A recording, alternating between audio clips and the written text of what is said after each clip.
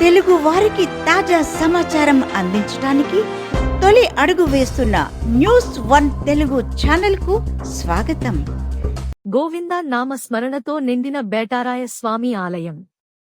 చిత్తూరు జిల్లా కుప్పం మండలం పరమ సముద్రం తమిళ పెరటాసి మాసం 3వ శనివారం సందర్భంగా పరమ సముద్రం సమీప కొండపై వెలసిన బేటరాయ స్వామి ఆలయానికి పోటెత్తిన జనం.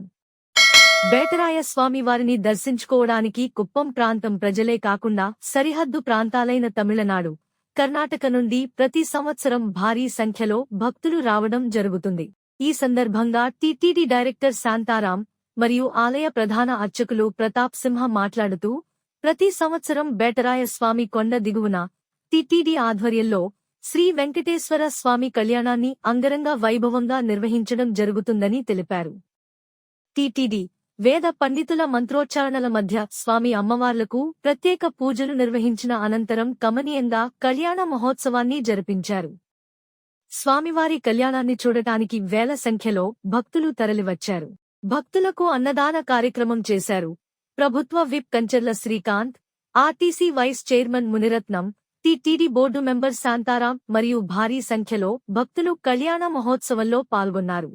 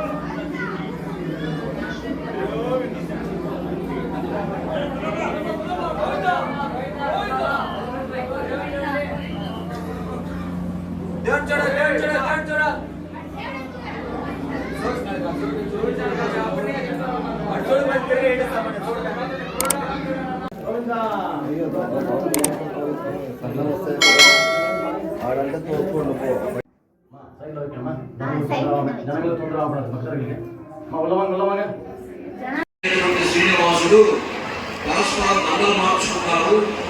పూలదండల మార్పిడితో వారి ప్రణయాన్ని విశదీకరించారు. ఇప్పుడు పసిడి అక్షత ఆరోపణ తలంప్రాల కార్యక్రమం.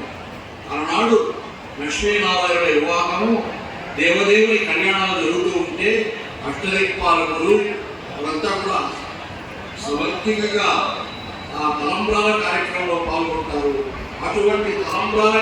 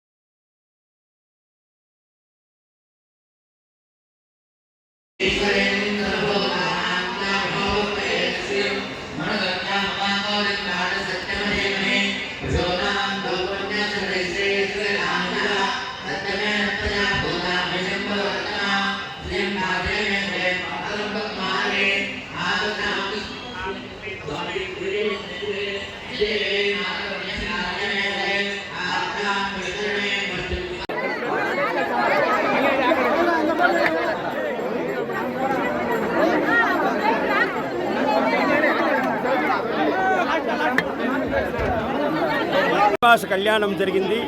శ్రీనివాస కళ్యాణము అంగరంగ వైభవంగా జరిగింది. దాదాపు